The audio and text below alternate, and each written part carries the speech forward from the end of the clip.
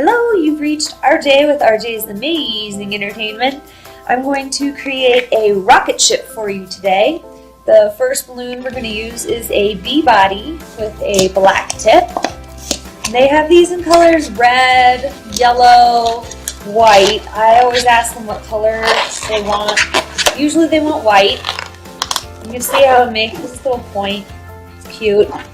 Ask them what color they want the launch pad. Some kids, boys like blue, girls like pink, sometimes it's black. All depends on who we're talking to. So we're going to take this 260 and inflate it almost all the way.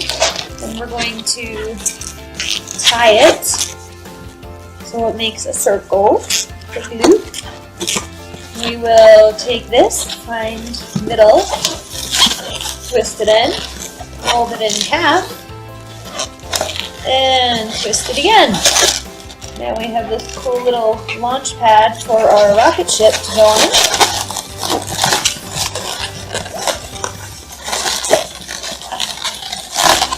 It's looking a little bit more like a rocket ship. And then I asked them, what color do you want the fire? Some kids go, red, orange, gold. I'm going to do orange today. You take this 260, inflate it all the way.